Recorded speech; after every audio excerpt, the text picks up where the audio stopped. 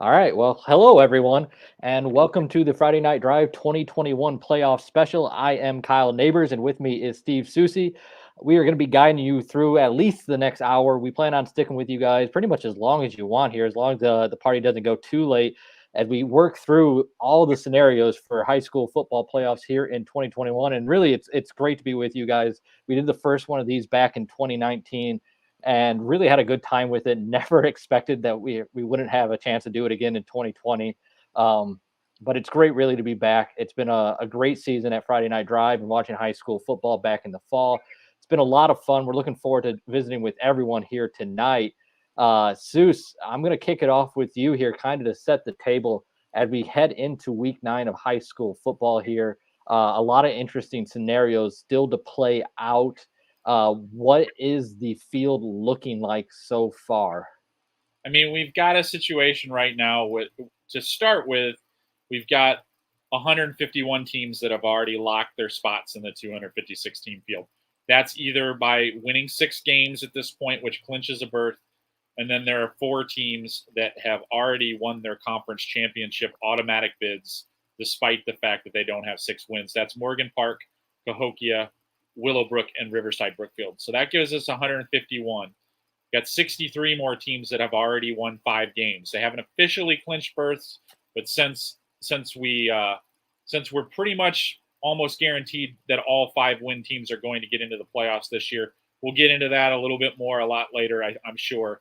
But that puts us at 214 teams that have at least 5 wins right now. So where it gets interesting is then we start talking about how are we going to fill those other 42 spots in the field. There are still 70 teams that are at 4-4 this week.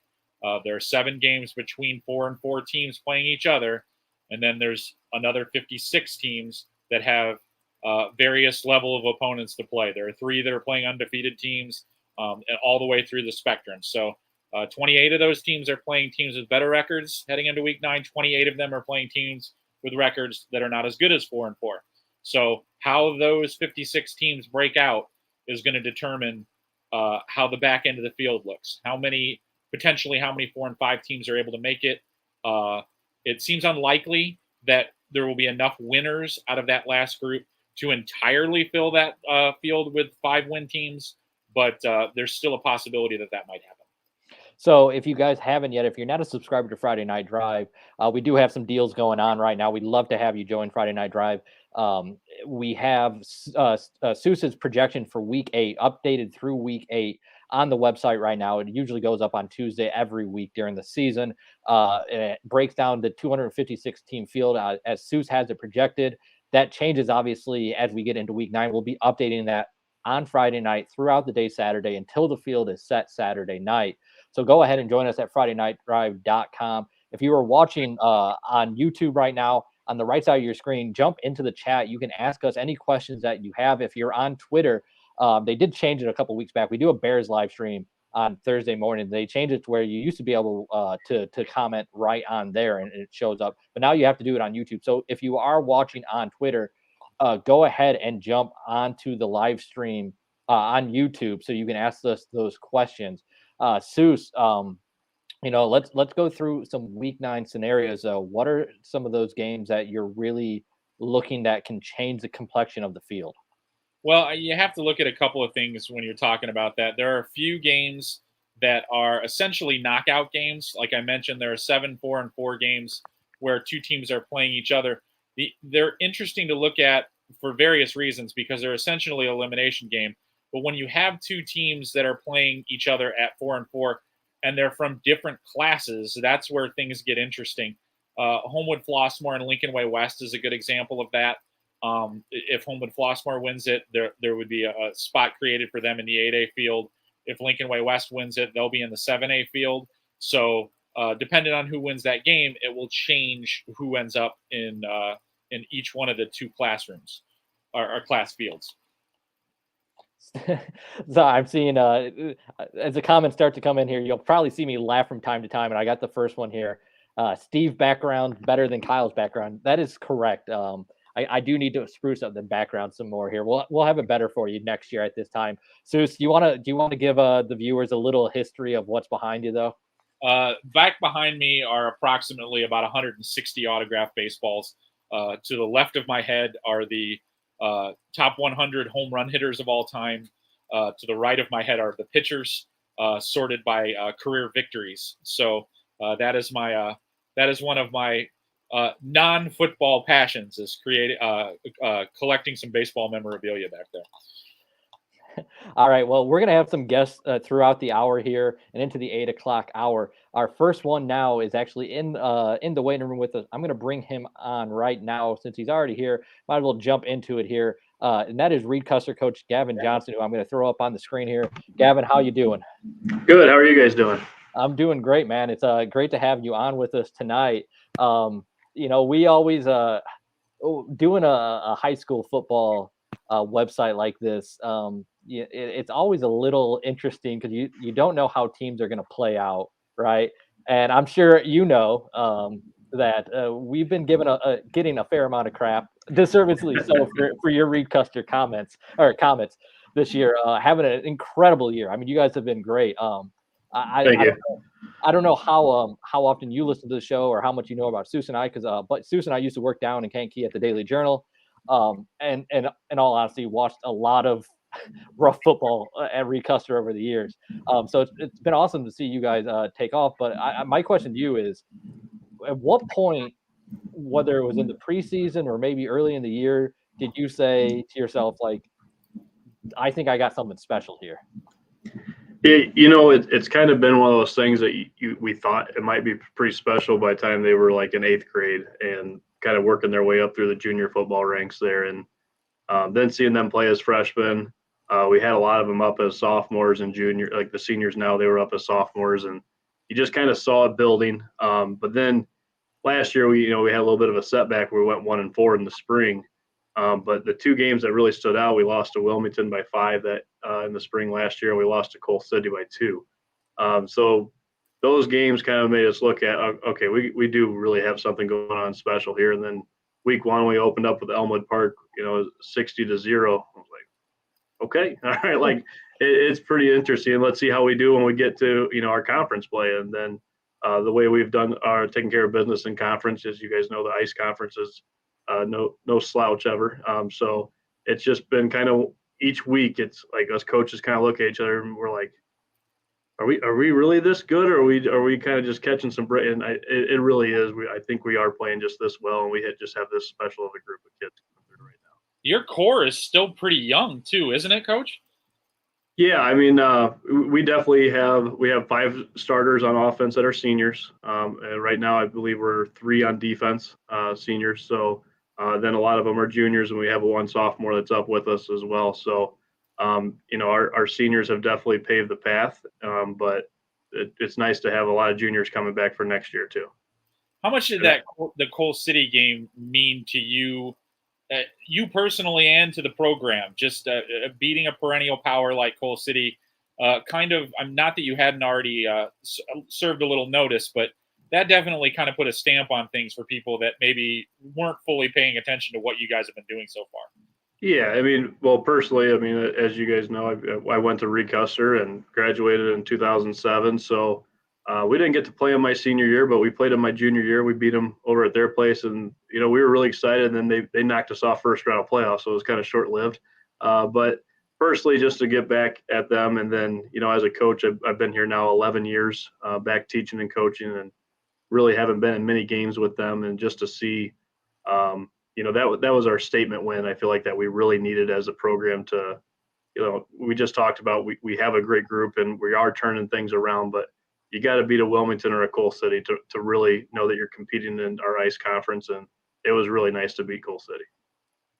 Yeah, I mean, going into that game, not a lot of teams score many points against Cole City. What was the game plan, and talk a little bit about the execution of that game plan on last Friday. Well, I mean, it was wet field. It was wet all week. I was like, man, this is going to be a nasty mud bowl type of thing. And our field ended up holding up really well. We actually did some 2-back stuff. We're usually 4 wide receivers. So we're a spread, power, read option type of team. Our offensive line just really came out and owned the line of scrimmage right away. That our offense line of Eric Hausman, Ty Hart, Chris Hill, Cody Marshner, and Gunnar Berg, they just absolutely dominated the game. And Jake McPherson at quarterback, I think he ended up running for over 150 yards. And then Elliott Cassim and Jace Christian both had about 70 yards rushing at the tailback spot as well. So, obviously being able to keep the ball on the ground without having to throw the ball. We ran for over 300 yards. The execution was definitely there, and we were just able to out-hit them that night. Final question for you. You got, like you said, a younger team, a team that's going to be hungry for the playoffs. How do you keep them balanced, or making sure they're focused and not feeling like the moment's too big? Not that it will be, but how you gotta make sure they're level headed, right?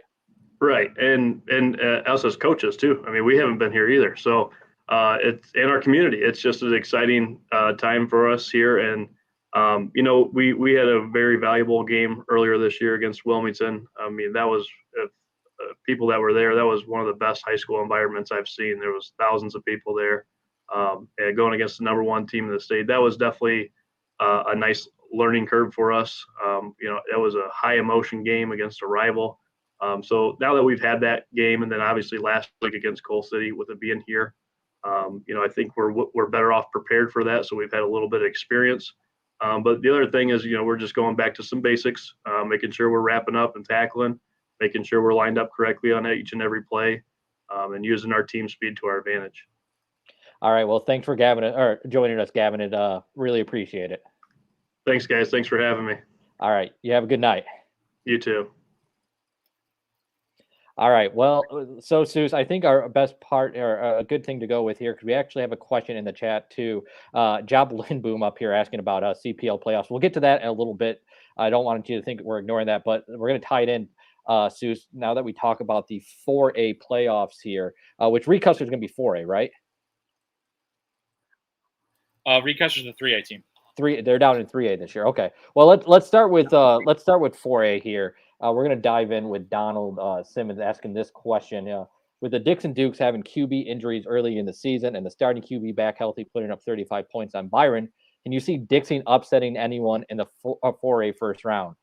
And I think this is a good time for the first time to pull up, if you can, your projection for 4A, and we'll put that on the screen because if anyone listened to the podcast this year, the 4A bracket, particularly on the north side, is going to be absolutely loaded.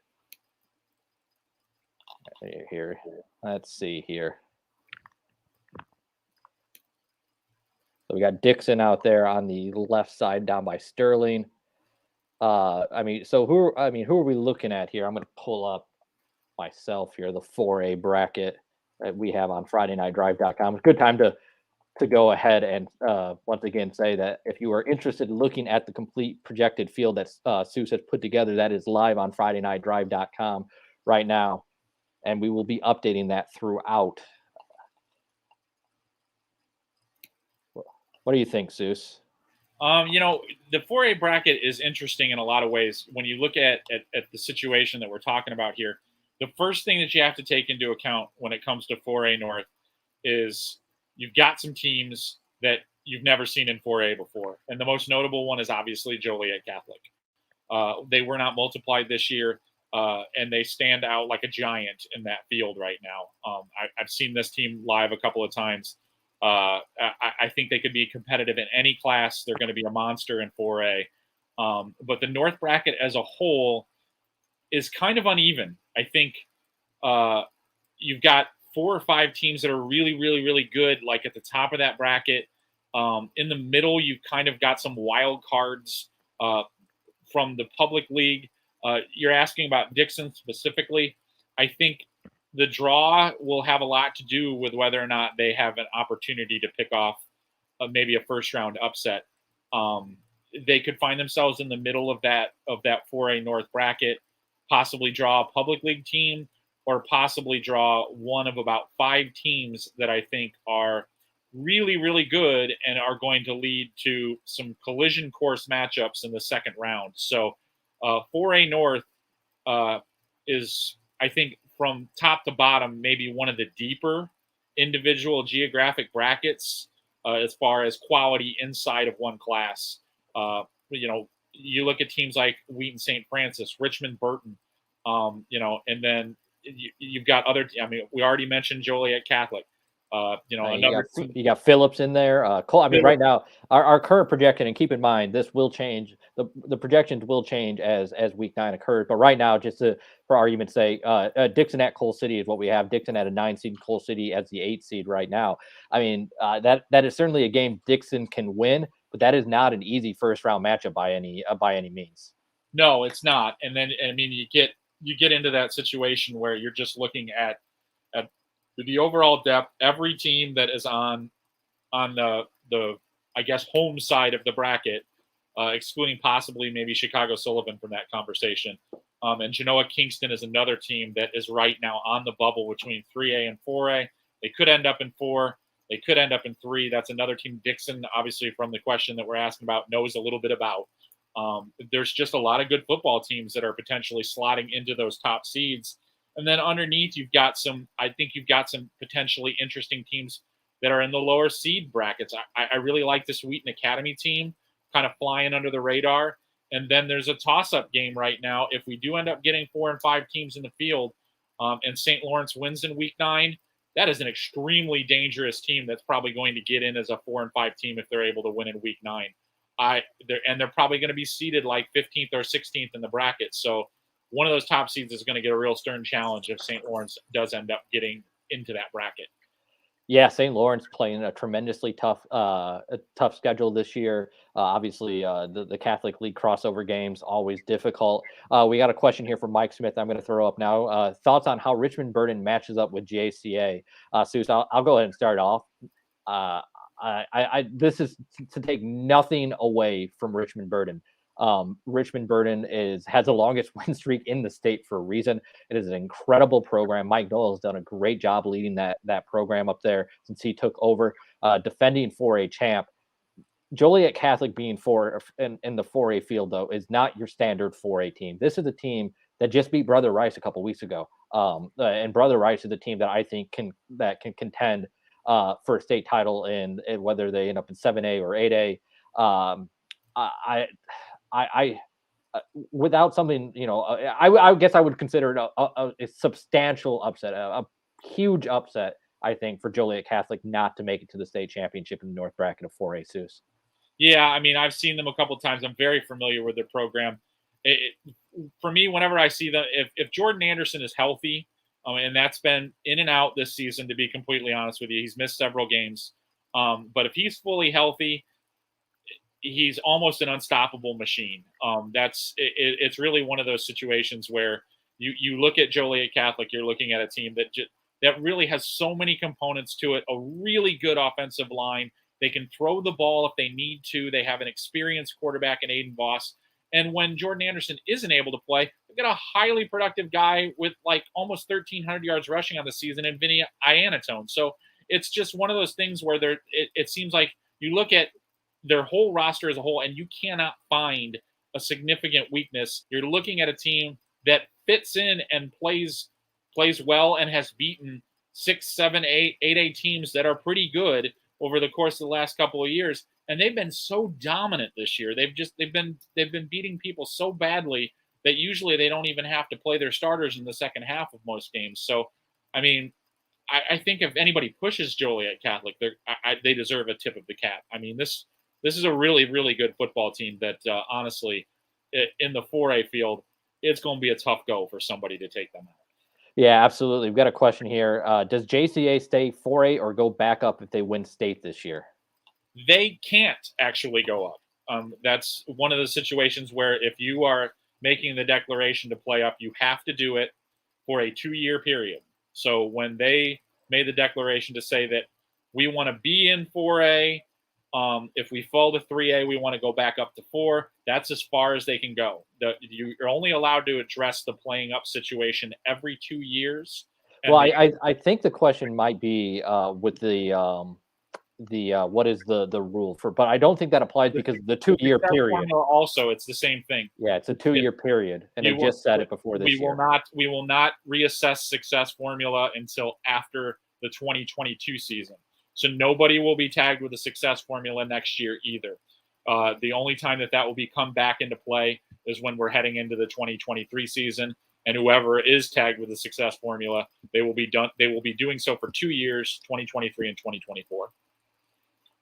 Okay, so here, let's see. I'm gonna go ahead. Seuss, I want to make sure. Can you go ahead and pull at the bottom of the screen? Take that out of there. Your computer screen, just because I want to make sure. I'm not sure if our guest can pop in with that there or not. So I just want to make sure. Yep. Let's see what else we got here. Okay, I'm going to go back up to Job's question asking about the CPL playoffs, because this is something that a lot of people don't understand. It is a bit hazy. Yeah, basically what it comes down to is that the week 9 for the Chicago Public League schools serves as the Chicago Public League's first round of their league's playoffs. So the top 16 teams, through a seeding process that the CPL develops, play in a playoff system, which ultimately determines who goes to the Prep Bowl from the CPL. What basically happens there is IHSA playoff qualifiers go to the IHSA playoffs. If they lose in the opening round of the IHSA playoffs, they can opt back into the CPL playoffs. But if they win and continue to advance into the IHSA playoffs, they cannot go back into the CPL playoffs. So that's ultimately how it's decided. Anybody who doesn't qualify out of anyone who doesn't field a team that makes the 16-team bracket for the CPL playoffs is given a week 9 opponent, primarily to give those teams that did not make that bracket, if they still have a chance to make the playoffs, to give them playoff points and give them an opponent that they could potentially pick up another win against. So that's why we don't know until all the first 8 weeks are determined, because they don't set those playoff fields until week 9. So that's why you'll see CPL teams as we go along during the season trending with a lot less points, because they don't have a week 9 opponent yet on their schedule. They're eventually added. They eventually get a few more points in this process, and that's how we decide whether or not teams in the CPL, if they enter week 9 at 4-4, how they can potentially get to win number 5, or how they end up, if they have a better record, end up improving their situation, the seed marker. So we don't have a week 9 opponent for them until the Sunday after week 8 games are concluded. And that's been that way for quite some time. But that's always hard when you're looking at the CPL, trying to figure out like what teams might be in the playoff field, because you just don't, that element of week 9 game is just still unknown until the last possible minute. Which games, for anyone that's going to be following along on Friday night into Saturday, actually some CPL games are, of course, occurring here on Thursday night. We were talking before the show. Doesn't look like any of those games really have a bearing on playoff scenarios, but games on Friday night and Saturday within the CPL that people should be paying attention to see scores from that will impact the playoff field. Well, there are six teams that have 4-4 records. There's one game involving a 4-4 team and a 3-5 team that is somewhat interesting. That's Von Steuben and Urban Prep Bronzeville. Bronzeville is 3-5, but if they were able to win that game and get to 4-5, they have one of the largest playoff point totals in the state, which is unique for a Chicago Public League team, but it speaks to their non-conference schedule and the teams that they played. So they would be a prime contender to get into the field if we do have 4-5 teams get into the playoffs. So that's not a straight elimination game.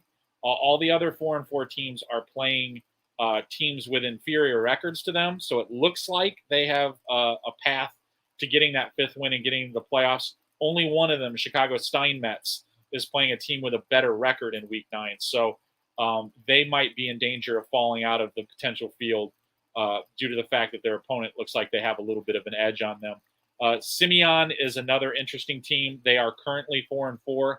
They have a somewhat favorable matchup in their first-round playoff game that they should win. If they do not, they will not reach the 5-win standard that they need to get into the playoffs. And their points are good, but not great. So Simeon needs to avoid taking a loss, obviously, in that Week 9 playoff game, because they would not make the field if they don't win. Simeon looking at a Class 6A draw, correct? They are 5A, 6A bubbly, but I would say 6A is the logical destination. All right. We got a question here is, how close is Moments to dropping into Class 1A from Tricia Mills? Moments is close enough where you have to keep it in mind, but not close enough where I think it's actually going to happen.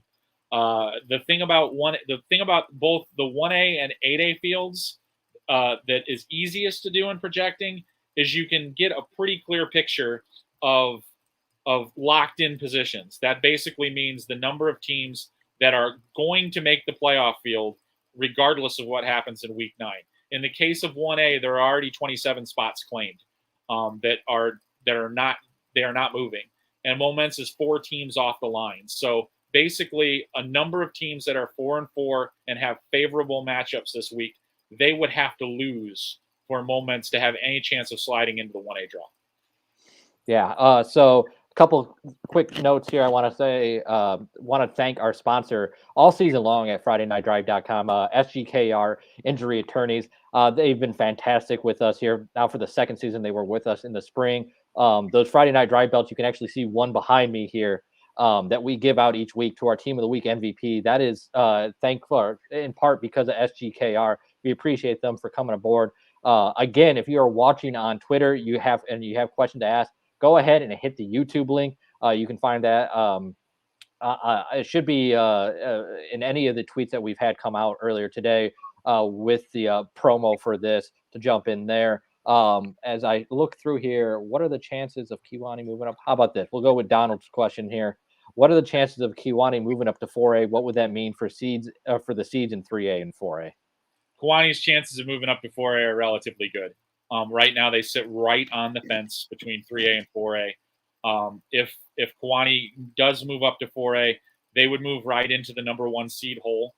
Their Three Rivers schedule has been strong enough in playoff points that it actually would put them ahead of Joliet Catholic, which on the surface looks kind of weird. But Joliet Catholic just doesn't have the playoff points that Kewanee does. So Kewanee would move to the 1 line in the 4A bracket. They look to be, they're one of a unique team that if they end up in 3, they end up in 4, they're the 1 seed in either one of those brackets. So obviously the level of competition changes in situations like that, but Kewanee is another team that could potentially make that 4A North bracket even deeper and even more difficult for, we're looking at a 4A North bracket that is already going to have a number of intriguing first round games and some dynamite second round games. Adding Kewanee to that would make it even worse. So I was looking through the 3A field to see where Kewanee over there at number 1. I just remembered seeing there in your new teams in the Class 3A field, Hoopston. I just want to give a shout out to the Corn Jerkers because I don't mean this to be mean, but if you had told me what was going to happen first, Hoopston makes the playoffs or the program, makes that transition to 8-man because of low program numbers, I would have guessed that it was going to be the latter, not the former. Incredible season for the Corn Jerkers. It's cool to see a program that's really struggled over the last few years. Well, props to them because they put together 2 narrow wins back to back in week 7 and week 8 over teams that looked like they were in better position. And the win over Salt Fork was a really good one for that program. I mean, I don't know the exact history on it, but I can't remember the last time Hoopston beat Salt Fork. So it has been a while. Good for them because they have been, I mean, the Vermilion Valley restructured this year. They kind of changed some things around, but they're basically playing the same teams that they've played for a long time in that league. And you have to go back a long way to find a Hoopston playoff berth. So good for that program. While go ahead, Soucie, if you can, and pull up, do you have your spreadsheet for 7A? We got a question on that. And while Soucie does that, I'll go ahead and promo again. We got a deal going right now for Friday Night Drive or across really shawlocal.com. You can get a $1 a week right now sale. So if you've been on the fence trying to decide if you want to join Friday Night Drive, this actually gets you access just not to Friday Night Drive, but to all of the content at Shaw Local for all of our newspapers. You get all the local news. You get all of our Bears content from Hub Arcus and Sean Hammond. It's a great time to join right now. Give us a try during the postseason. Right now is a really good time to try or to go ahead and join if you're interested in postseason projections, because you can get access to all of our updates on Friday and during the day on Saturday. Still working on that, Soucie? Yeah, I'm getting you there. All right. 7A doesn't have a map because we don't map it. So I'm pulling up another document right now. All right. Here we go. Here we go. See, any chance you can zoom in on those rows a little bit? I don't know if you can. So there you go. Give it like a. So we got let's see. Thoughts on 7A? I'll start. I'll let you start here, Seuss. What's your initial thoughts on 7A? Well, the thing that when I look at 7A, it really gets me going because there are some really, really good football teams in the middle of this draw. We see this 1 through 32. I mean, you look down there, you've got teams like St. Rita potentially at the 13 seed. I mean, that's they're way down there. The 17 seed in this bracket is Mount Carmel. I mean, that's another situation. I mean, so you're just looking at a lot of depth in the 7-6 win group of teams that I think can cause some noise in this bracket. And then you go back up to the top. Obviously, Batavia is battle tested in a very difficult Duquesne conference schedule. Hononegah is in a closed conference, so it's always hard to get a real good read on them. They don't play any non-conference games, so you don't know how good those teams are until they actually get into the playoff draw. I've heard good things, but I really don't know that much about them. And then Normal Community looks to be the other team there. The thing that gives me a little bit of pause about Normal Community this year is that relatively low amount of playoff points that they've amassed, which basically means they have not played the strongest schedule this year. So I'm not really sure how they stack up against these teams. And then I look to that number 4 seed. I think that Wheaton North team is very, very dangerous. So, right at the top, you see some quality. You see a lot of quality right in the middle, too. Yeah, and then you look down, I see in there, of course, staring at you on the 12 line there. I'm sorry, that would be the 11 line. Brother Rice, a 2-loss team here. A tough assignment tomorrow night. With Marist, you obviously, let's see, Brother Rice they have 2. Yeah, they have 2 losses right now. They lost to Loyola. So you have them winning the game tomorrow night based on your projection here. I do, correct. Yeah. Going to be a tough assignment against Marist. Doesn't really matter if Brother Rice wins that game or loses it, though, for the 7A field. That's going to be a tough out no matter what. St. Rita should be another team, of course, that it's going to be in good shape. Anyone down there near the bottom that there's you got Mount Carmel at 6-3 in the 7A field. Never can count out Mount Carmel. It's seeing you go down there too. Jacobs, team that I actually saw last week, put up a ton of points on Hampshire. I don't know if they're going to defensively be able to do enough, but offensively that they're doing some things. The Golden Eagles can score right now. Yeah, and it's definitely a situation where you kind of look at them. They're one of the teams that I kind of like in the 20 and below seed situation. I'm a fan of Buffalo Grove. I think that's a pretty good football team. Shepherd's an interesting team to me. I don't know what they'll do in the playoffs, but they started the season 0-4. It looks like they're going to complete that run. The 26 seed that I have listed has a very difficult challenge in beating Homewood Flossmoor just to get themselves into the field. But I think you'll be hard-pressed to find a school that's played kind of a tougher schedule than the Warriors have. So I don't know if I would want to see them as a higher seed on the bottom line against me in the opening round if Lincoln Way West does get in. I think that's a potentially dangerous team as well. Absolutely. Let's slide down here into 1A if we can for a second, Seuss. I'll throw this question up on there. It looks like you probably can click over to the 1A on your sheet there. Thoughts on Lawrenceville? Projected matchup, slide into 1A being one of the smallest 2A fields? So Lawrenceville right now is in the 2A field. We'll look at them right now and see what's going on. Yeah, they're right down there, which would be in the south bracket. They're sitting in the 10 seed line. They're an interesting team because they are playing larger school opponents and significantly larger school opponents. They're one of these teams that I think really, really benefits from the schedule they play. I don't see 1A for them in the cards. I think there are too many teams between them and getting down there. They're relatively close to that line, but the odd thing about their situation is they're at a 325 enrollment. Moment's a team that we mentioned before at 324.5. So a half a student is separating those two in the enrollment pecking order. And that one slot is enough to make me say that I think I really don't think that that's in the cards for them to get down to the 1A field. I still like them. I still think they're pretty dangerous, especially in that bracket hole that they're in right now. My projection currently has them playing, 14, 16. They're an 11 in this bracket. So then they don't have a great first round draw there because that's Maroa Forsyth on the other side.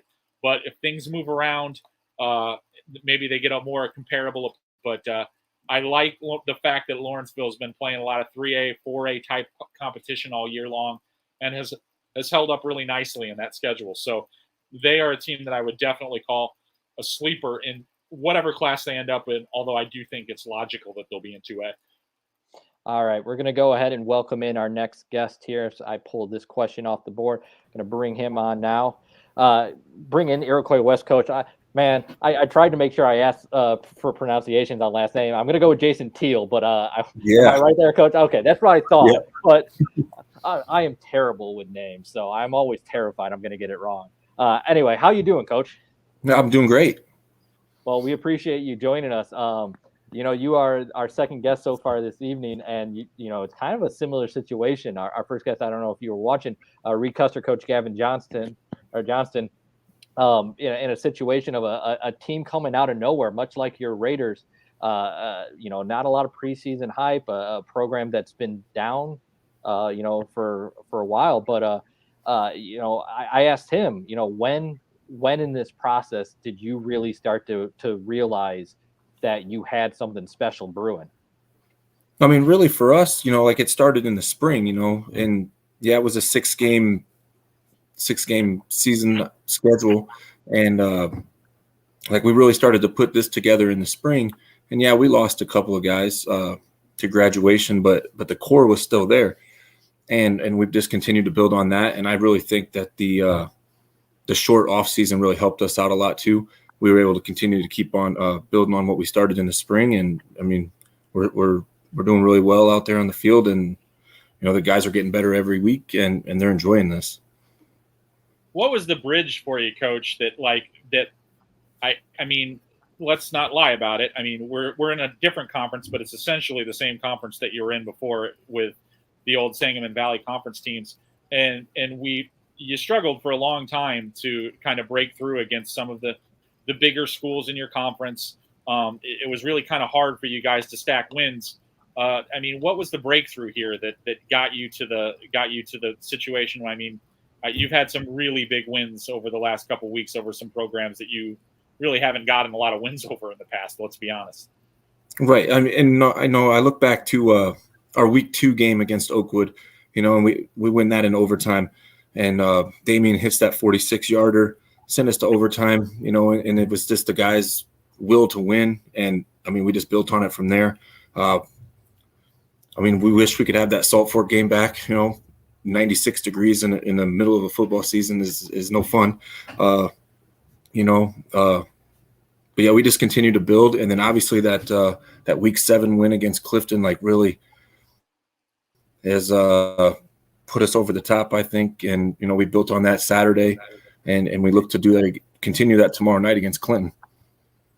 I mean, go ahead. Go ahead, Kyle. We got a question for Jason here in the chat, which actually kind of was going to get to what I was going to ask. How much fun is it coaching a U of I recruit at the 1A level? I mean, it's a blast, but I mean, really, he's not the only one. Clayton is committed to the U of I, but his brother's getting looks from Cincinnati, Iowa. He's going to be at Iowa State on Saturday. He's been in Nebraska, and then Damian, our kicker's getting looked at by Wisconsin. So, I mean, it's fun to coach Division I caliber kids at the 1A level. And they really help out with our program. And, that they help out the younger guys and drill work and just they're leaders that we need at the 1A level for our team especially. Well, I saw probably about 5 years of Iroquois West football while working down in Kankakee. So I haven't seen this crop, obviously. But my impression every time I saw it was the Iroquois West usually had some decent players at the skill positions, usually had a couple good running backs. They really struggled in the trenches a lot. I'm guessing, obviously, with the talent that they have up there, but across the board, is that kind of been the emphasis, or is that really kind of been the core of, getting better in the trenches for you guys? Yeah, I mean, that's been a big emphasis for us, in the trenches. Yeah, obviously, we got Clayton Cannon, Jace Pankey's really stepping up for us, and we have a great fullback in John Alden, and he really makes it a lot easier for Tristan to run the ball. We have the Make Fullbacks Great Again campaign going on here at Iroquois West, and Johnny helps that move forward for us. Zeus, what else you got? Well, I mean, how much has this meant for you, Coach? Like coming back and bringing this program back to relevance. I mean, I know you had a lot to do with the glory days when they played there. One of the better tight ends I've ever seen, small school, big school, or whatever their chief. But what does it mean to you personally to have had a part in bringing this back and getting Iroquois West back into this playoff situation? I mean, it's been fun, you know, and I think like the last time we talked in person, you were interviewing me like 2 days before the state championship game. Yep. So, I mean, I think so too. Yep. Yeah, and I mean, it's been great, you know, and the kids, you know, they want to get to that level too, and you know, it's like we talk about it every once in a while, but you know, like I tell the kids that they can do that too, and I think they're starting to realize that once you get in the postseason, anything can happen. And, you know, we'll see where we fall on Saturday, but hopefully we get a favorable seed and we're able to hopefully host a game here in Gilman again in the postseason. All right, Coach. Well, we appreciate you joining us. Best of luck in the postseason. If you get a chance, save me a pork chop sandwich. I do miss those down in Gilman. The best in the state. Best in the state, even I believe you guys were knocked out of the IHSA bracket, weren't you? Yeah, we were. Yeah, we're gonna have to get a recount on that. But best of luck, and appreciate you joining us. All right, thanks, guys. Thanks, Coach. All right, well, we're gonna just go ahead and jump in. We got another guest joining us now, and that is Sandburg coach Troy McAllister. And Troy, it's been a fun few weeks for you, sir. Yeah, we've kind of turned the corner a little bit. Big wins here. Lincoln Way East, of course. I believe it was Homewood Flossmoor right after that. And then, forgive me, I'm blanking. I just looked at it 20 minutes ago and I already forgot the win in week 8. Yeah, we had HF was week 8 and we had Stag the week before. The Stag the week before. Okay, there it is. So yeah, I mean, you know, what has been the difference here for the last few weeks for you? Yeah, I think we just found a way to turn the corner. We'd had glimpses of being a pretty good ball club, and then just over the course of time, mistakes would happen, and then kind of started playing less and less, fewer and fewer mistakes along the way, and it's led to a few more victories. I'd like to go back to the Lincoln Way East game. Obviously, a huge win for you guys in a lot of ways. It was a kind of a back and forth game there at the end. What helped your guys kind of break through that wall and say, okay, we actually can beat Lincoln Way East? I mean, this is a program that Sandburg and everyone else in the Southwest Suburban Conference hasn't been able to figure out how to beat. What was the break in that game? Yeah, we started off really well in the game, scored on our first possession, ended up with a 9-0 lead. And then it kind of just went back and forth, and East did what East does and took the lead, and they had a 2-score lead in the fourth quarter. And just you could feel in the game we started to make more and more plays. And then our fourth quarter was just pretty special. A couple guys, our quarterback and Christian Evans and wide receiver Walter Davis really started to connect and kind of took over the game. And then defensively, we got a big turnover and a couple of really big stops, and we were able to pull out the win. Feels like just from the outside looking in, you guys are kind of like a boulder rolling down a hill now after that game. The momentum and the energy that you guys picked up from that win, there's been a carryover effect, hasn't there? For sure. We're learning how to win. And I think even in the HF game where we did have a lot of mistakes and turnovers, the sideline never wavered from what we were trying to accomplish. And that's kind of been our mindset from the beginning of the year. When things went wrong, and it spiraled. Now the young men have really embraced the ebbs and flows of a game and don't get too high with the highs and don't get too low with the lows and stay the course. You know, you obviously had a ton of success over the years at Phillips. You come in to try and rebuild a program. As a coach, where do you change do you have to change your mindset? Is it tough, knowing that I'm going to take my lumps probably trying to get this thing turned around? Yeah, the Lockport game was an eye opener for us, and just for me, like to lose the way we lost. We didn't put up much fight, and that was disappointing. Right? you want the effort to be there. And I felt in the Lockport game, they did a great job. They were really well prepared and they're well coached, and the players played well, but I felt like we didn't give our best effort either. So from that point, it was kind of like, hey, that can't happen anymore. Like, if we're going to lose, we're going to lose, but we're going to put our best effort forward. And that was kind of one of our turning points was there. Like, I think as coaches, we realized, and even for the young men, nobody wanted to feel that way anymore. Obviously got to get a win on Friday night against Lincoln Way Central to get yourself in the playoffs, looking to be in the 8A field here. But 8A is it's incredibly tough. It always is. But you got to have some extra confidence knowing when you look at beating a team like Lincoln Way East, beating a team like Homewood Flossmoor, programs that have had a lot of success in the upper classes. Talking to the kids about how to approach the 8A playoff, you just tell them, hey, we've already seen some of the best in 8A. Don't worry about it. Just take it a week at a time. Yeah, I mean, that's really what it is. It's just in the state playoffs, you can't really look ahead. You got to focus on what's at hand. And, yes, the brackets get drawn the way they are. But you got to approach it 1 week at a time, and you can't get caught looking ahead because then you lose what's in front of you. And that's kind of been our approach this week. It's, we all love looking at Sousie's projections and seeing where it lands, but if we don't win, it's meaningless, right? And so that's kind of been our approach with our guys, is stay in the moment, let's take care of the task at hand, and then we can do the rest. Zeus, you got anything else, buddy? You say you like looking at my projections. Do you know who I have you projected with right now? I think one, and I could be wrong, one was, I don't know if it was you were East or if it was Glenbrook South.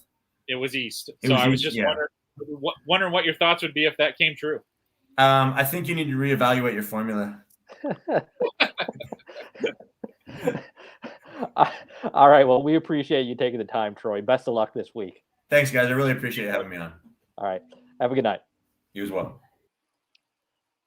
All right. So we got some questions in here, but before we do that, I don't want to keep any guests waiting. We got one more coach to bring in this evening, and that is Hoffman Estate coach Tim Heisey. So I'm going to bring Tim on now. How you doing this evening, Coach? Good. How you guys doing? It's doing great. We really appreciate you joining us. No problem. No problem. Your program is a program I've been fascinated by all fall. Because it really feels like, at least from, a statewide perspective, you guys have kind of flown under the radar a little bit. I feel like now the last couple of weeks, people are starting to go, oh, maybe we really need to look at the Hawks a little bit more. But, do you get that sense like you're a little bit, maybe not an underdog, but people just haven't quite caught on yet? No, we kind of feel like the underdog. And to be honest, we kind of like being the underdog. Our program has been on the up for about 6-7 years now, and we take the underdog role. We're a 7A school playing in the 8A conference, so we're always the smallest school in the conference, so we always have the underdog role, and we embrace it. Yeah, go ahead, Zeus. The mid suburban has kind of developed into a conference where every week you've really got to bring your best effort. But for me, the thing that really perked me up and made sure I paid attention to what you were doing was the win over Barrington. That's a program that has been kind of the lead dog in that conference for a while. How much did it mean for you to pick off that win and kind of establish a tone heading into the second half of the season? It was huge.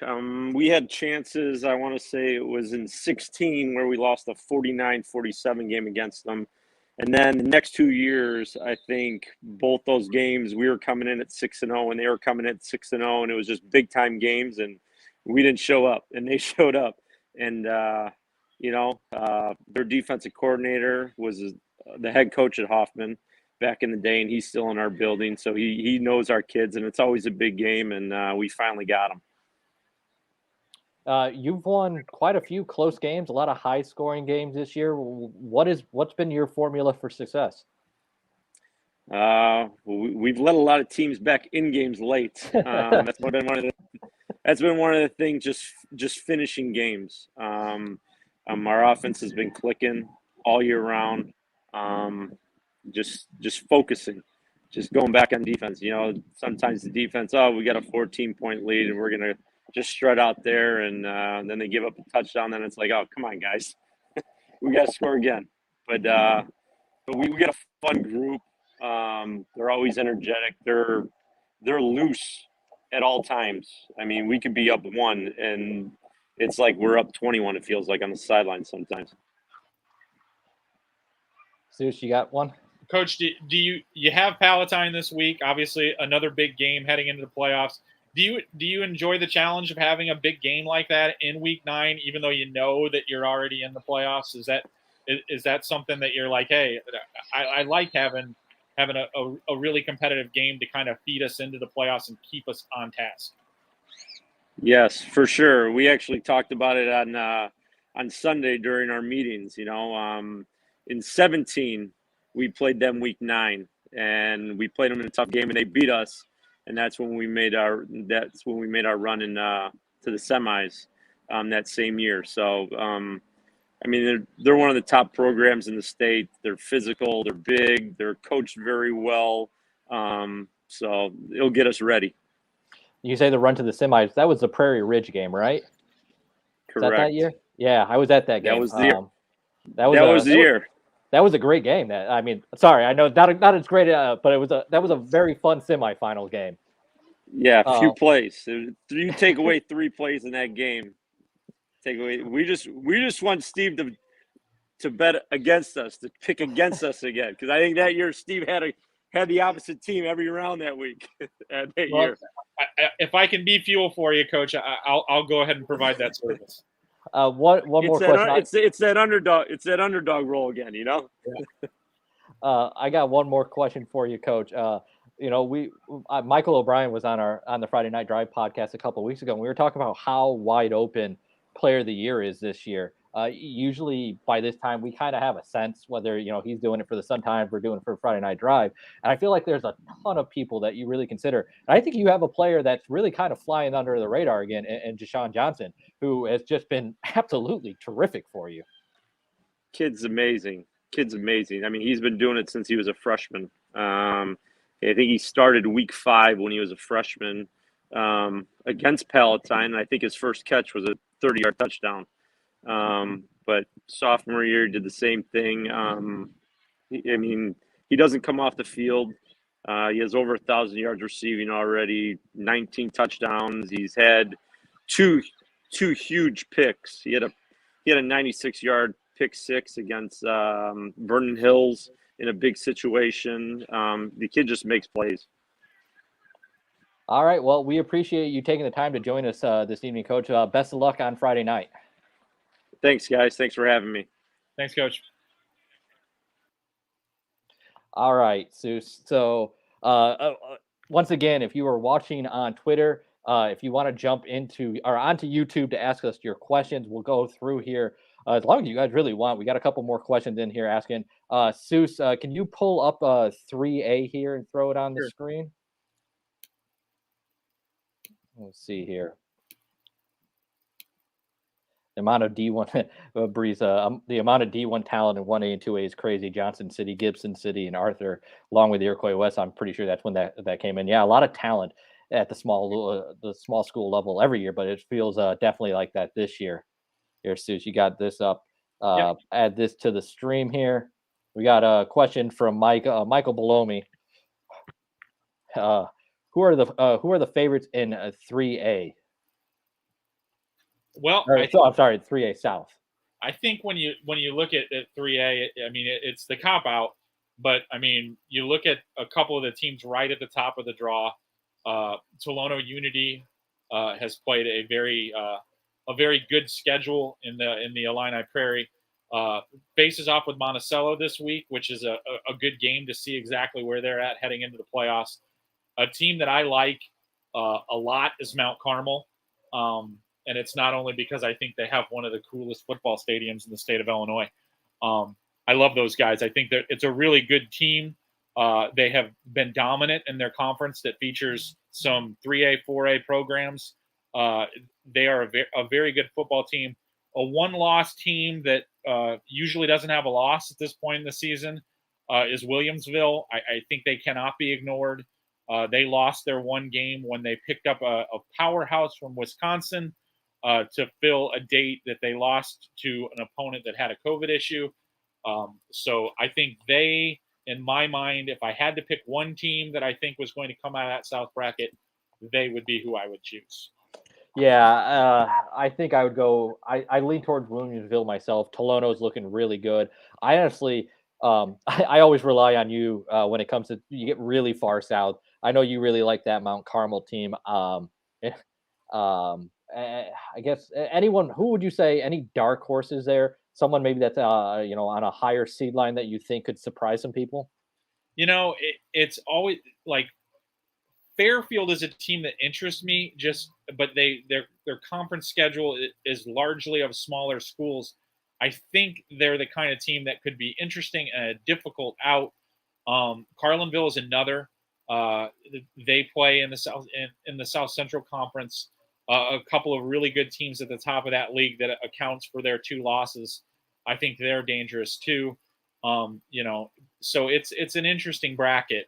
There are some teams down there at the bottom that I think will have to really rise up to make some noise out of the lower seed holes.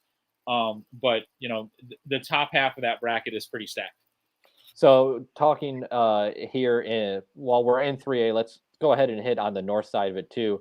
Looking through, it's really got some good team. We talked about Kewanee earlier. Reed Custer, team that's playing really well. Byron is currently, Byron's Byron. They're going to be a factor in the playoffs. They're looking at the number 2 seed. IC Catholic is down in 3A this year. The team that you don't currently have in here is Wilmington, a team that has fallen into 3A pretty regularly. Right now, you have them in 2A though, Seuss. Yeah, they are. Right now, they're the second largest 2A school in the bracket. My gut tells me they probably are going to stay there.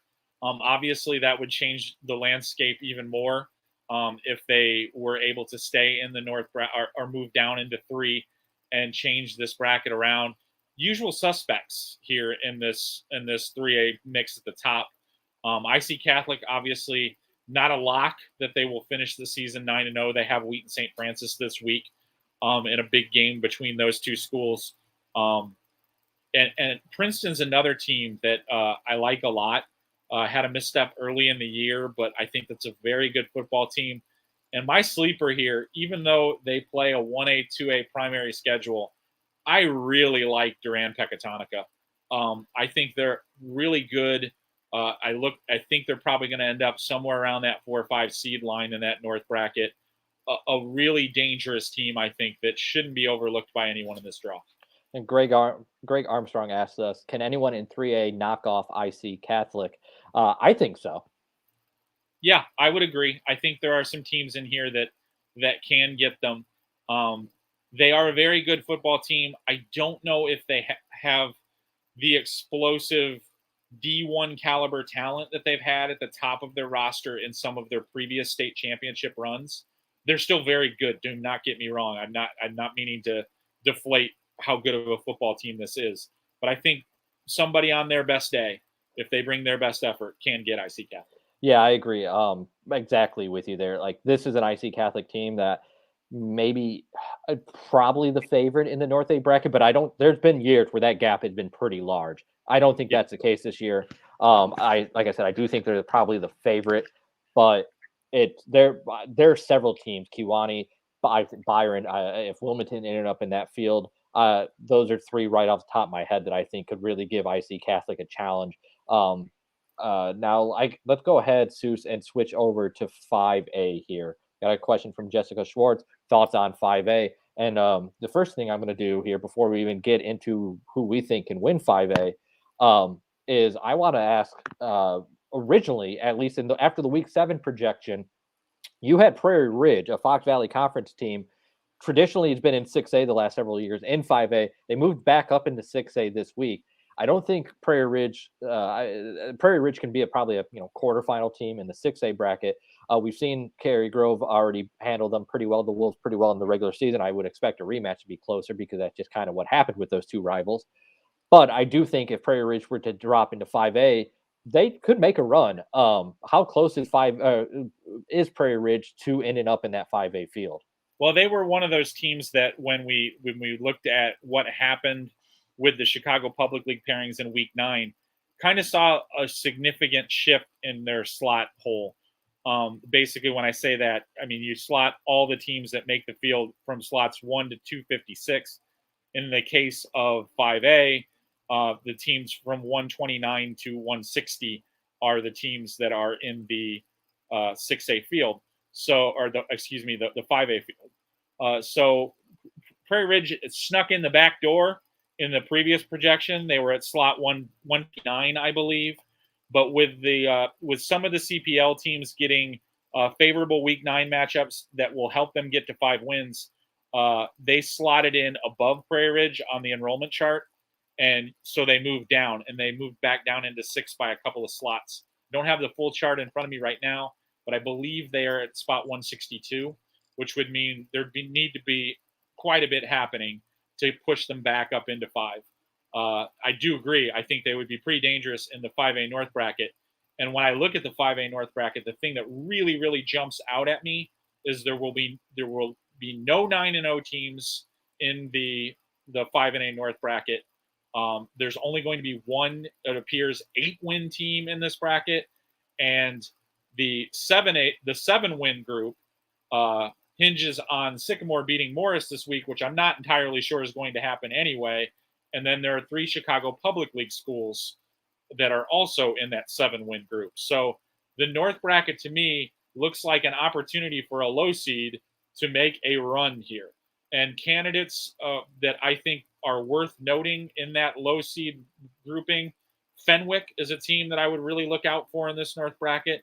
Marmion is another team that I really like, currently seated 12th in my projection.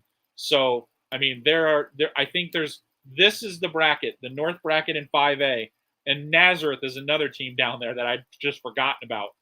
They have to win this week. They're one of those teams that has a 4-4 showdown with Lyle Bennett. But it looks almost comical to see Nazareth sitting down there to 15 seed. But that's what I'm saying. I think a lot of the strength in this particular bracket, they don't have great records, but they played great schedules that prepare them for this. This would be a bracket where I would be shocked if we don't see a seed below the 12 line ending up getting into the 3rd round or so. Yeah, real quick, a note about Naz. A story that's going to be live on FridayNightDrive.com in the morning from Michael Dwojak. There is a trend that is starting in high school football a little bit about freshman quarterbacks playing at the varsity level. Naz is one of 2 teams in the state that we know about that has a freshman starting. The other is Plainfield East, I believe. Yes. And I found it interesting. Michael interviewed Greg Holcomb, who runs Next Level Athletics, I believe. Apologize, Greg, if I got that wrong. I'm 99% sure it's Next Level. But he worked with a lot of quarterbacks. He talked about, people at 6 years old will have their kid in there for QB training, and how it's kind of transforming. You used to have, coaches would fear throwing a 14-year-old kid out there against a bunch of 17 and 18 years old. But that's starting to change a little bit. So read that feature tomorrow morning on FridayNightDrive.com. We're going to go ahead here before Joe Stevenson from that covers Mchenry County from the Northwest, or for the Northwest Herald and Friday Night Drive, is in the waiting room. Joe, we're going to bring you on in just a second. I do want to get to this question here from Breeze Modern Day Highlights here. You would be able to find out all the 1A and 2A playoff teams on Friday night, since all games are on Friday, and the teams that will be near 250. And the teams that will be near the 256 cutoff are all 4A or larger. Does that make sense to you? Yeah, I think I know what they're saying. They're basically saying, can we lock in all the 1 and 2A playoff teams? We can't actually do that because the wrinkle this year with the 4-win teams potentially getting into the playoffs, there are a few teams in 1 and 2A that may sneak in as a 4-win team, and you won't know that until everything is in. So Tuscola is one team that I think of in this conversation. They're likely to finish at 4 and 5. They've got a fairly good amount of points. So if the field breaks in a certain way on Friday night, they may be one of those teams that you have to wait for the last couple of games on Saturday to see how many teams get to 5 wins and how many 4-win teams we're going to need to get into the back end of the field. We can get really close to pinpointing who will be in those classifications, but as far as locking in all 32 teams, I don't think we'll be able to do that until Saturday afternoon. I'm chuckling over here. Apparently a fly got in the house and my dog is going nuts. So if you guys can hear that in the background, I apologize. He is unhappy right now. But we're going to go ahead and bring in Joe Stevenson. We've gotten through all the questions that are currently in the chat. So, Joe is our last scheduled guest. So we're going to wrap it up after that. Unless we have some more questions after we wrap up with Joe. So if you still have a question that we haven't addressed, jump into the YouTube chat, throw it in there, and we'll talk about it after we finish up with Joe here. But with that, we are going to bring in Joe Stevenson, as I said, who covers McHenry County for Friday Night Drive. Joe, buddy, week 9, buddy. Are you excited? I am. It's it always, when we get to week 9, always you look back, you're like, God, where'd it go, right? Seems like it always goes so fast, but yeah, we got playoffs in another week. I'm ready. Yeah, it's a fun time of year. Friday night, are you gonna have headphones in on Friday night? It'll be Game 6, right? Yeah, no, I'll pay attention to my football game and just keep checking my phone for that score from Houston. Yeah, a little disappointed at the last 2 games, but. Yeah, they're not done yet. Like I think I've already told you, you won't find me rooting for the Boston Red Sox very often, but I am rooting for them the next few days here, hoping they can get a win for you, or a couple wins for you. But let's talk McHenry County football. Obviously, when you talk about the Fox Valley Conference, Cary Grove has been incredible. I think it's fair to say that they are maybe the favorite, if not the favorite, in the 6A North bracket. You've seen Cary Grove quite a bit this year going into week 9. How do you think the Trojans are playing? Oh, I mean, they're terrific. They've really only been pushed the one time by Jacobs, which made it a 1-score game in the 4th quarter. And Cary, right after they scored, drives right back down the field and makes it a 2-score game and, put it away. This team is really good defensively. Offensively, it's just a ridiculous stat when you look at it.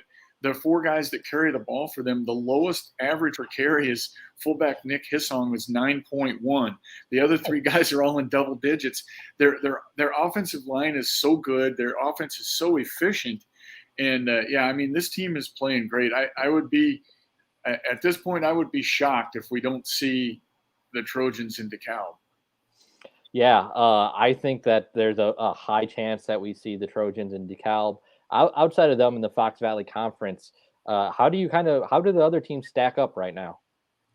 Well, I really like the way Jacobs is playing. I know 7A can be, you never know who you're going to get, and you could get some really good teams. But Jacobs, the last couple of weeks, I think the defense is better. That was kind of the issue that seemed to me with Jacobs early in the year. The Golden Eagles could score, but they couldn't stop anybody. They had to beat people like 49 to 48 in game, crazy games like that. Now I think their defense is really playing pretty well, and that running game is just devastating. Another team with a really strong offensive line. Ben Ludlam is so fast back there, and then Nasir Canty, their other back. Those 2 guys are really good, and they don't throw it a lot, but they have a couple of big targets that are pretty good with Grant Steck, the sophomore kid who's got offers from Illinois and Iowa and is going to get a lot more. I'm sure he's 6'6". And Nick True, the other guy's like 6'5". So, they don't throw it a lot, but they really love to run. And what I like is that their defenses look better. Hampshire's has been a pretty good offensive team, and they held Hampshire basically to 7 points last week. They scored 13, but I think the last touchdown came on the second team defense. Yeah, we got a question here. I'll throw it up here from Sahana Doherty. Thoughts on Richmond Burden? And Richmond Burden may be a team that, as highly as we thought of, already think of the Rockets, maybe we underestimated them a little bit since we did pick them to lose to Sycamore, which we definitely heard about after that game. Yeah, Richmond just keeps rolling along. I really think that last year's Richmond team, if we'd have had a regular season, would have had a really good chance to repeat in 4A. They lost a lot of guys, but they still, here they are. They're 8-0. They'll play Marengo tomorrow night. They probably will go into the playoffs 9-0 as one of those high seeds in the north side of 4A. And you can't. I'm not going to underestimate them at all. I think they can be right there. Now I know. It looks like the northern half of 4, depending on where Joliet Catholic comes in, that northern half could be a little tougher this year. But you have to like the Rocks. Brock Wood he's just an animal on both sides, carrying the ball and playing linebacker for them. Steven Siegel's another a big guy that carries the ball for them as well. Again, a really efficient offense and a great defense that's thrown 3 shutouts this year. Zeus, how difficult has the FVC made it on you trying to figure it out in your projections this year? Well, it's been tricky. I mean, every week it seems like we have one score in there that has gone rogue on me, I guess, differently than I expected. And I think when you look at the Fox, and I'd be interested in knowing what you think this year, Joe, it's always hard to get a read on how good teams that play in close conferences are in comparison to other teams in the classification. Do you feel like this particular crop of Fox Valley teams are the kind of teams that can go into those playoff fields with enough, quality opponents that have given them enough fight this year to prepare them for some of the teams that they're going to run into here over the next couple of weeks? Well, it's funny. This year it's a little different in the FVC this year because Cary is kind of a couple notches above everybody. Usually we're talking about Cary and Prairie Ridge and Huntley, all 3 up there slugging it out, those 3, and then kind of everybody else. This year it's kind of Cary, and then there's like 6 or 7 teams.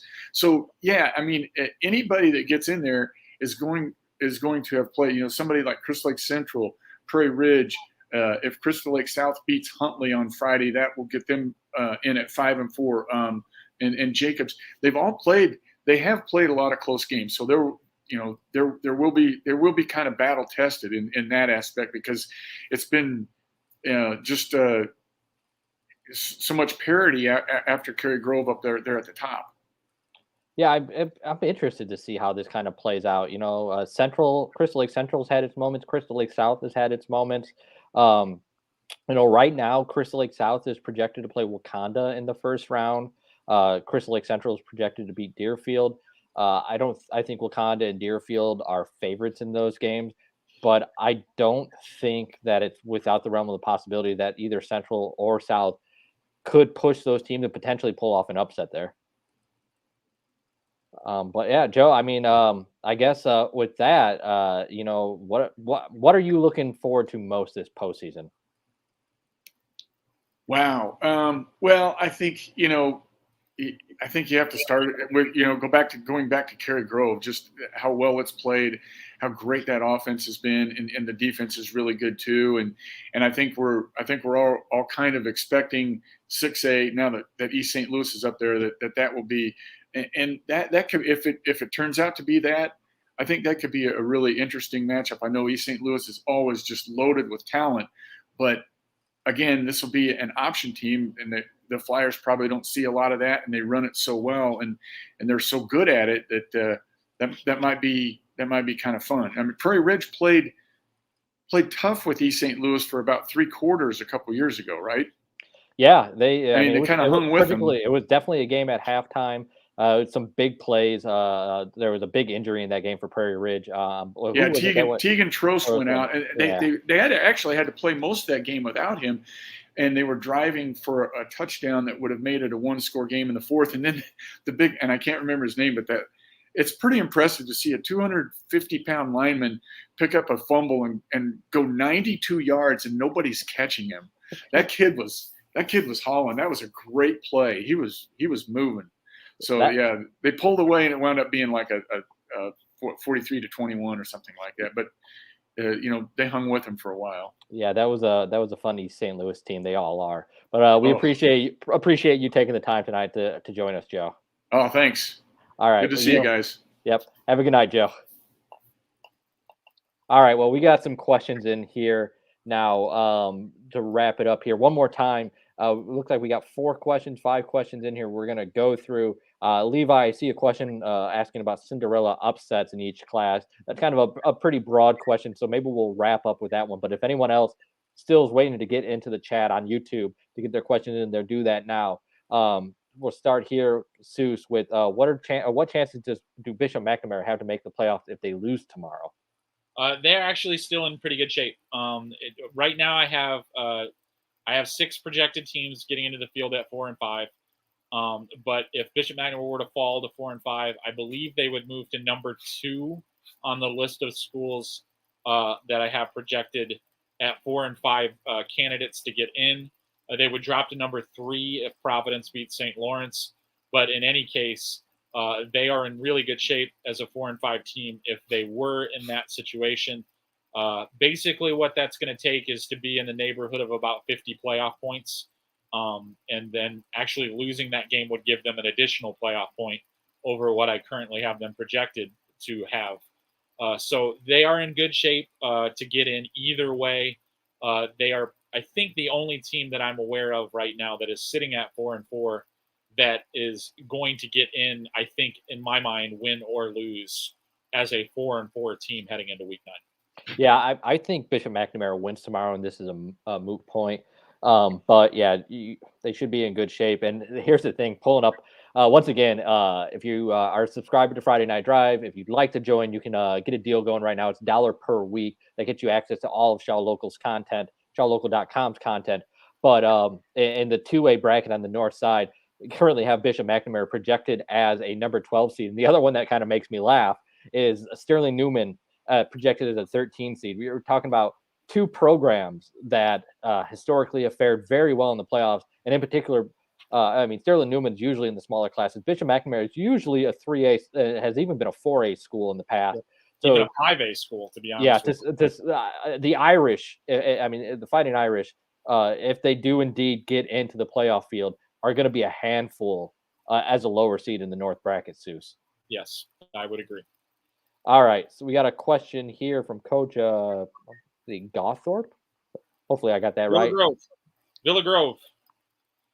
All right. So this is all you here. You know, when we get really down, particularly to 1A, I'm pretty useless when it comes to 1A football. But thoughts on 1A South? How high can Villa Grove climb at 6 and 3? And I'd imagine bottom 2 at 5 and 4. You could have stopped when you could have stopped. I'm pretty useless. You could have just stopped there. I mean, you didn't have to go to 1A football. So when you look at 1A is, I think, going to be the wild, wild west, I think, this year. I pulled up the wrong sheet. So let me try that again.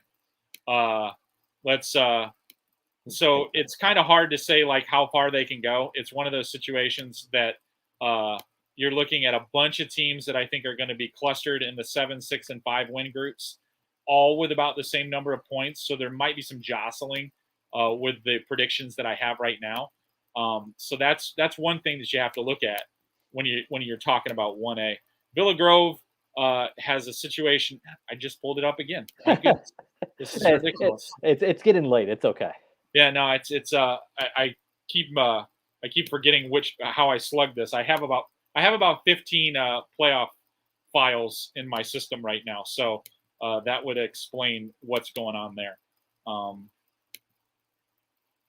And this is the one I want. All right, here we go. There we go. So when you're looking at Villa Grove, you see them right now. They're on the 15 line in the South bracket. Obviously, their playoff points are not real good, but they would leapfrog all the other 5-win teams. So I think as high as they would likely go would be in the 11 to 12 seed variety.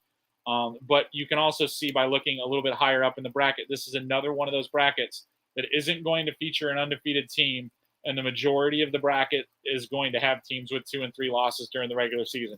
That usually indicates to me a wide open bracket.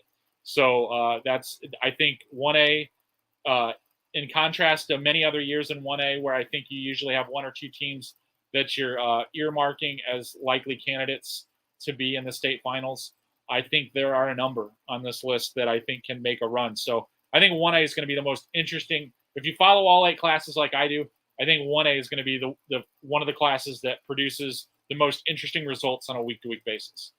Yeah, just the little I do know of it, it's interesting seeing Central A&M at a 10 seed right now, a program that we have seen make deep runs in the playoffs on multiple occasions.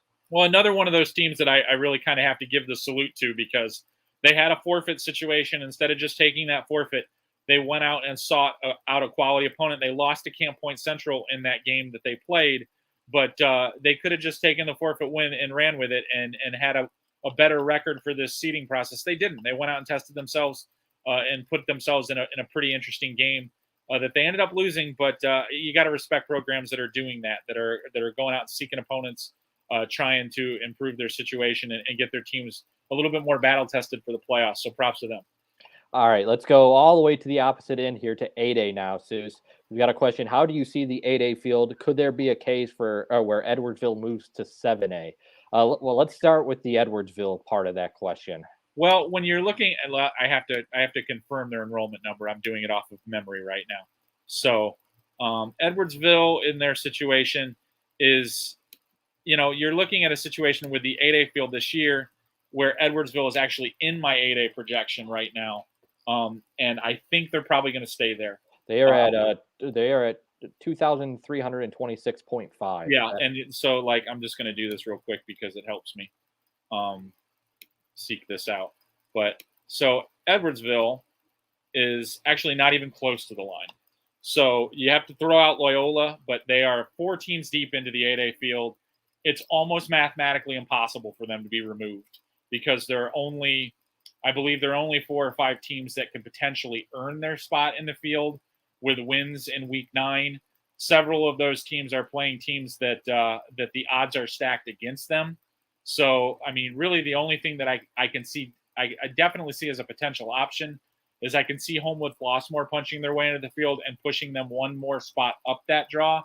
But in order for them to get out of the 8A field, we would have to have 4 different teams fight their way in. The only scenario I could see where that would happen would be if the floodgates opened on 4 win teams getting into the playoffs.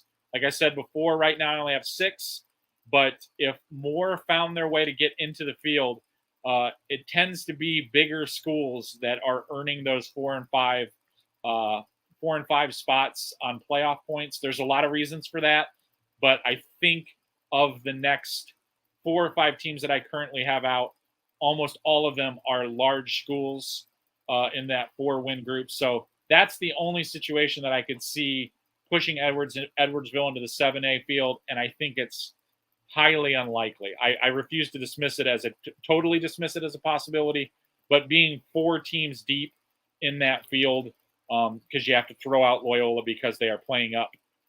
They are the 4th smallest team in the 8A field.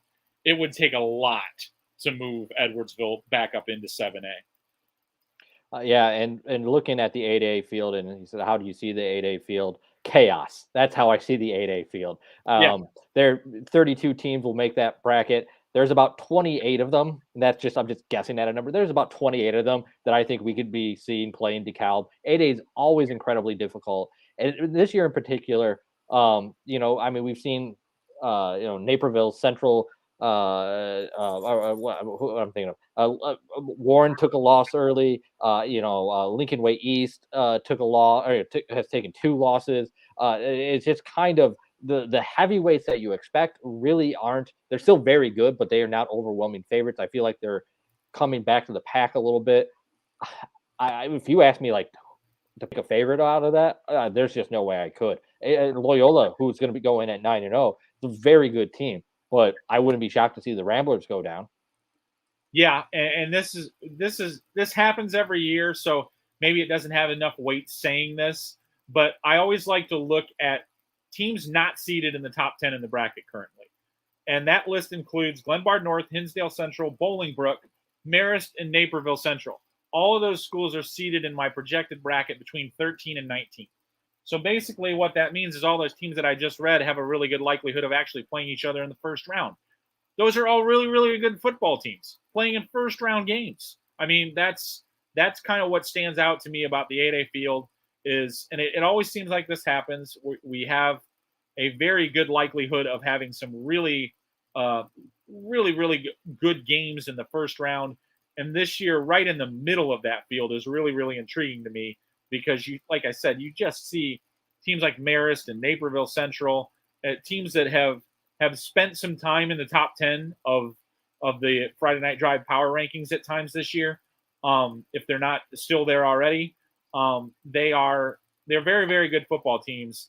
They're going to be on the road likely in the first round of the playoffs, and playing another very good team on their turf. But that's the way 8A breaks a lot, and it's so deep. And you mentioned Loyola, and I think they're the favorite here. But do I put them on a pedestal miles and miles away from the rest of the field? No, I do not. This is a tremendously deep field, as 8A always is. Yeah, so the final question here, I guess we can start in 8A and work our way down since we're already there.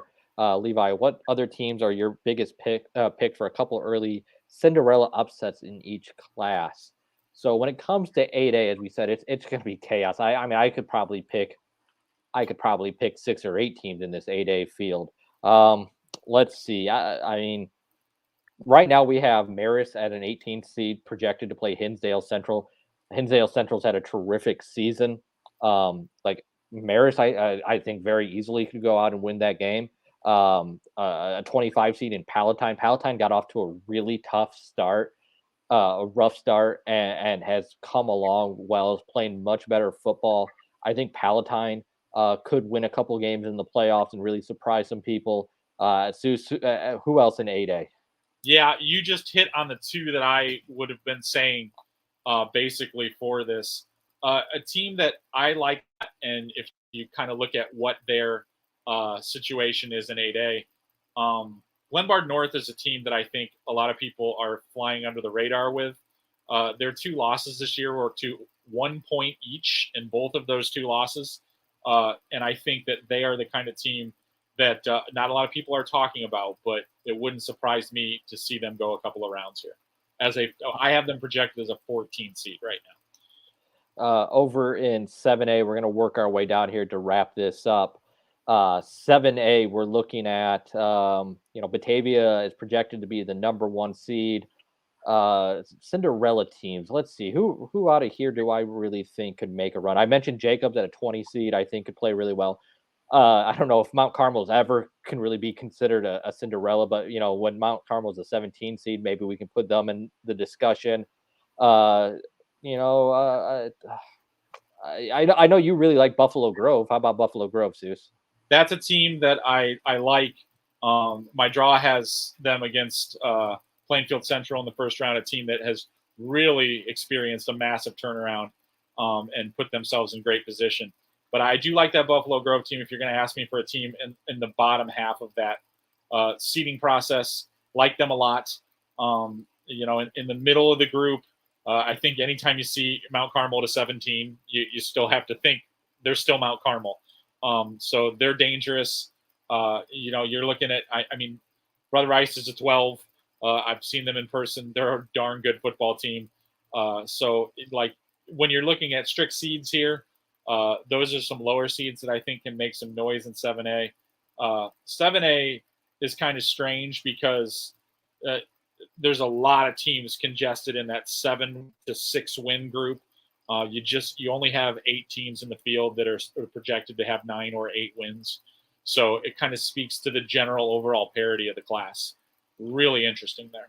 Yeah. 6A. This one's difficult to me because I feel pretty strongly that Cary Grove and East St. Louis on the north and south side respectively are pretty good favorites. This isn't, I guess, as a number 1 seed, I can't consider them a Cinderella team, but St. Ignatius still probably not getting the respect that it deserves, even from me, I guess, saying I think that Cary Grove is the favorite in the north bracket. St. Ignatius playing really well. Another good matchup tomorrow night against Fenwick. Outside, I mean, on the north side, I feel really confident in saying it's going to be either Cary Grove or St. Ignatius. Yeah, I think I agree with that. And like I said, it's kind of silly to label them, a sleeper as a 1 seed. But you're right. I don't think they're getting the respect that they deserve from a lot of people. It's just one of those situations in 6A right now where I think the elephant in the room is East St. Louis in the Southern bracket. I think if I pick someone to beat them, that would be a massive upset, in my opinion. Not only for the state championship, but especially in the South bracket. Some good football teams down there, but boy, East St. Louis is really, really good. So the Cinderella stories in 6A field, I think it might be somebody making a run for a couple of rounds, but as far as like a really deep run, I don't know if that's in the cards for any of these lower seeds. Yeah, I mean, the only thing I can see coming out of the South bracket would be if Crete Moniz was able to pull off a huge upset in the semifinal against East St. Louis. But outside of that, I just don't see a lot that legitimately I can say is going or legitimately has a chance to take down East St. Louis. I mean, East St. Louis, regardless of class, I think it's the best team in the state.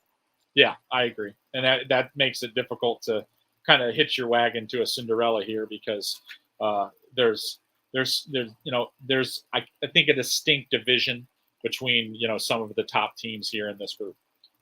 In 5A, the North bracket, I mean, really both sides of this look to be pretty wide open here. We talked earlier about Fenwick as an 8 seed, potentially Marmion as a 12 seed, Naz as a 14 seed. I don't know if there's a true Cinderella here. Maybe Sterling. Sterling is a team that had some pretty good playoff runs the last couple of years, looking at a 5 seed. Very good defensively. Worry a little bit about the offense against top competition. Maybe Sterling makes a run. Is there anyone else standing out to you in the north side of 5A? Well, this bracket is actually one where I kind of hope I'm wrong in the projection because two of my favorite kind of underseeds here are scheduled to play each other in the first round. I really like that Morgan Park team. I think they're very good. I think that if that Morgan Park Fenwick game comes to fruition, I think if you're just kind of a casual football fan and can't decide which game you want to go to that one. I think that one's going to be a heck of a football game if that does come to fruition. Really interesting Morgan Park team, explosive athletes, have proven their mettle, played a really difficult non-conference schedule. That's why their record is a little bit down. Doesn't have them in a great seed position. Picked up a win over Simeon. That kind of says who they are. Fenwick, a lot of Division I talent, seems to be putting it together. Probably the closest anyone's come to beating Loyola this year. That's Fenwick. Two really good potential teams there on fairly low seed lines. They're both very interesting to me. On the other side of the bracket, a team that I just kind of want to throw out there, their draw is not favorable. I have them playing Rochester in the first round. But if they can get away from that line, I really like Decatur MacArthur a lot. Really good athletic team. Their record is totally deceiving because they lost 2 games to COVID early in the year, ended up having to forfeit to teams that I'm confident they probably would have beaten had they played them. So they should be in a lot better seed situation than they are. That's a potentially dangerous team. Yeah, and I don't want to gloss over here. I think we should give a shout out quickly to the Mississippi Valley. Mascoutah down there at 7-1, and they actually just took their first loss to a 4-4 Highland team that we do have projected to make the playoffs. Highland is 4-4, but it's really been competitive in pretty much every game. Took the start of the year 0-3, but against really good programs in Washington and Edwardsville. Wouldn't be surprised to see Highland, win a couple games in the postseason. Highland has a history. There's no doubt about that. They're the kind of team that gets this done at this time of year. Some interesting teams down there on that south side of the bracket. A team I really, really like a lot, despite the fact that some people have pointed out to me that I picked against them this week in their game with Sycamore. I love the Morris Redskins. I think they're very good. I think they're a talented team that can do a lot, especially offensively. I think they are a team that, if they get the right bracket, can make a pretty deep run. And if I had to pick an underseed that I think maybe could make their way to the state championship game out of that South bracket, I like Morris a lot. I also like Kankakee a lot in that bracket too.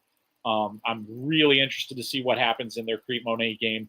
Crete has kind of been a problem for them in previous seasons, even when they've had really good teams. If they can clear that hurdle tomorrow night, I think that's an alarm bell that needs to be sounded in regards to the 5A South bracket. If Kankakee does stay there, keep in mind, very, very close to being pushed back into 6A, Kankakee is. So, they're the classic bubble team here. But if they stay in 5A, figure out a way to get past Crete, boy, I think they are in an excellent position moving into the postseason.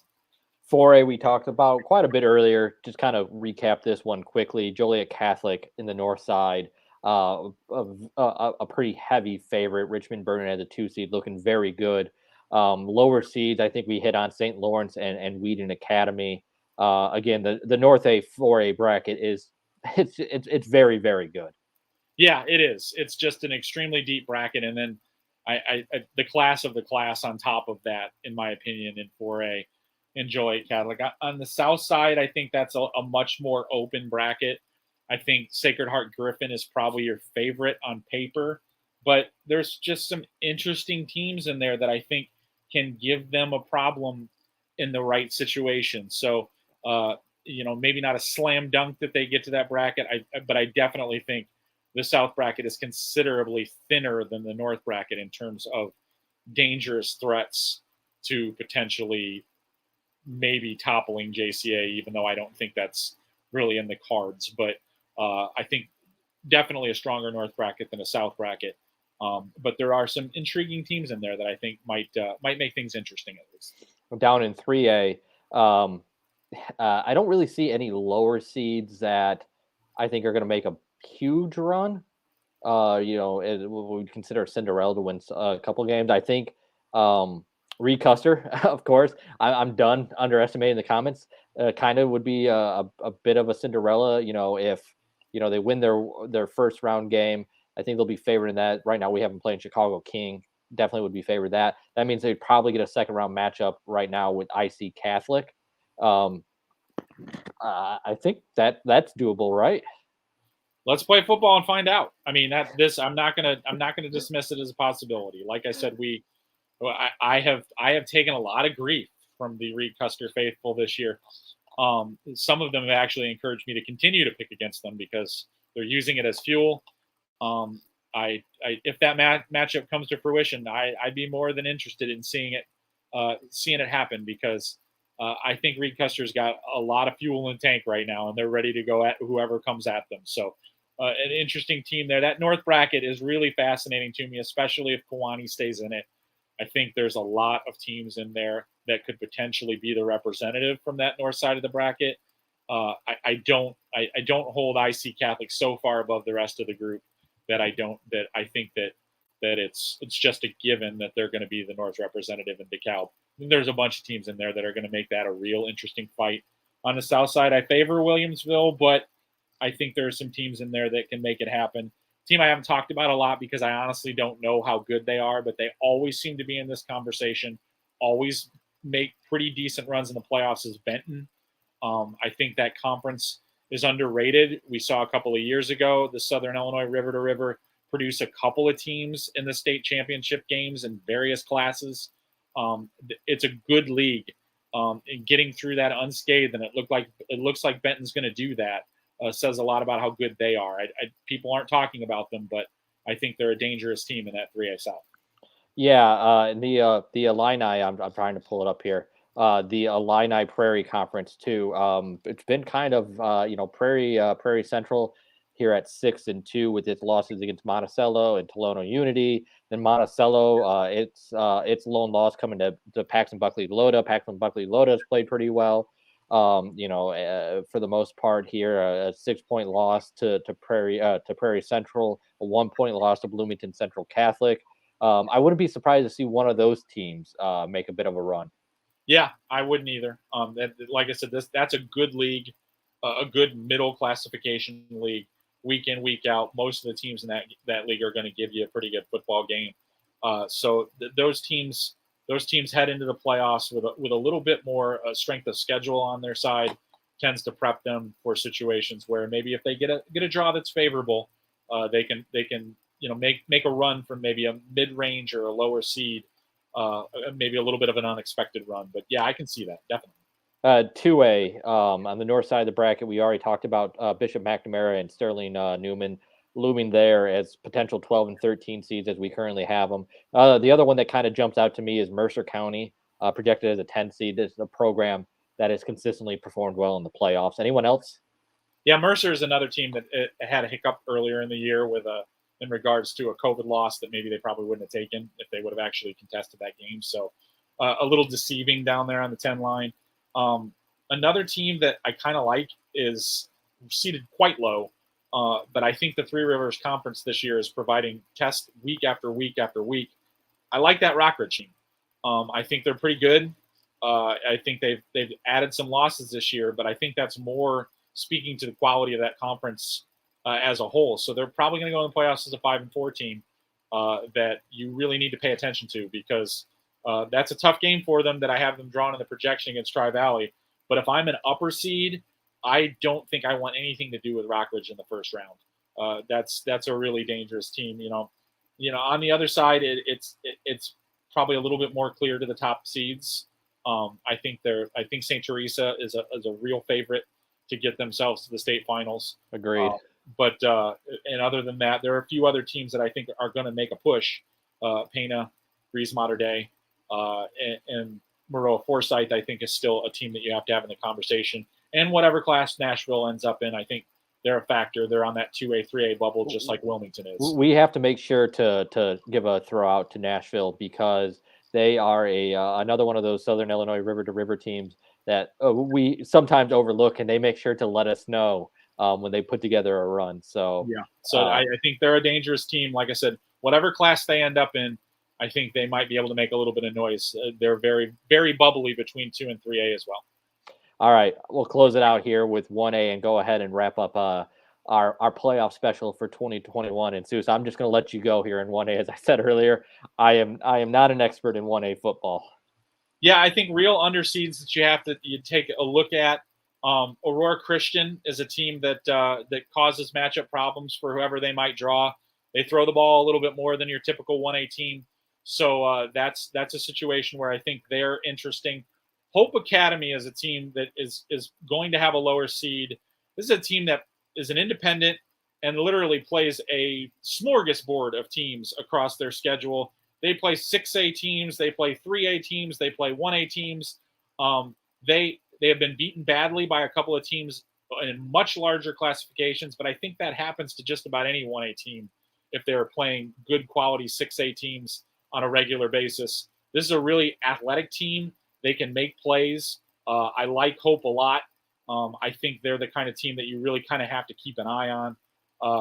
From there, and we mentioned them a little bit before, A&M is a team that I think we always have to keep an eye on, even though they're coming at this with a lower seed than they usually do.